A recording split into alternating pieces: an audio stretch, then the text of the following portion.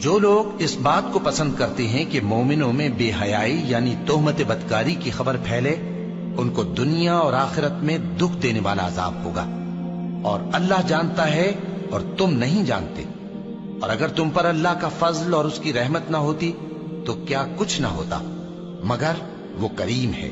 اور یہ کہ اللہ نہایت مہربان ہے، رحیم ہے۔ مومنوں، شیطان کے قدموں پر نہ چلنا، اور جو شخص شیطان کے قدموں پر چلے گا تو شیطان تو بے حیائی کی باتیں اور برے کام ہی بتائے گا۔ اور اگر تم پر اللہ کا فضل اور اس کی مہربانی نہ ہوتی تو ایک شخص بھی تم میں پاک نہ ہو سکتا، مگر اللہ جس کو چاہتا ہے پاک کر دیتا ہے، اور اللہ سننے والا ہے، جاننے والا ہے۔ اور جو لوگ تم میں صاحب فضل اور صاحب مال ہیں،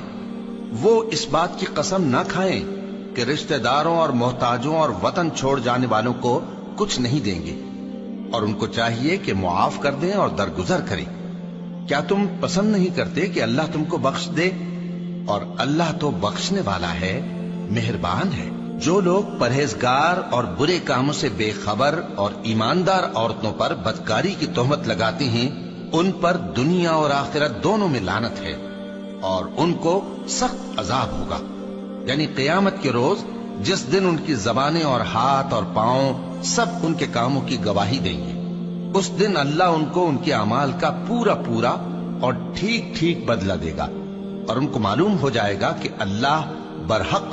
اور حق کو ظاہر کرنے والا ہے۔ ناپاک عورتیں ناپاک مردوں کے لیے ہیں، اور ناپاک مرد ناپاک عورتوں کے لیے،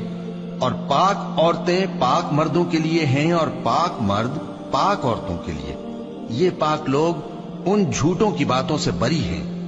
اور ان کے لیے بخشش اور نیک روزی ہے۔ مومنوں،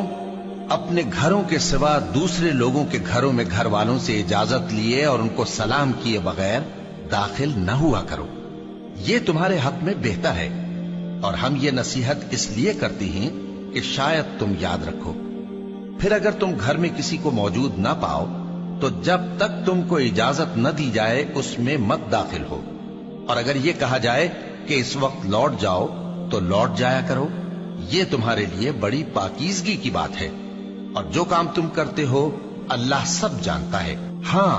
اگر تم کسی ایسے مکان میں جاؤ جس میں کوئی نہ بستا ہو اور اس میں تمہارا اسباب رکھا ہو تو تم پر کچھ گناہ نہیں، اور جو کچھ تم ظاہر کرتے ہو اور جو پوشیدہ کرتے ہو اللہ کو سب معلوم ہے۔ مومن مردوں سے کہہ دو کہ اپنی نظریں نیچی رکھا کریں اور اپنی شرمگاہوں کی حفاظت کیا کریں، یہ ان کے لیے بڑی پاکیزگی کی بات ہے، اور جو کام یہ کرتے ہیں اللہ ان سے خبردار ہے۔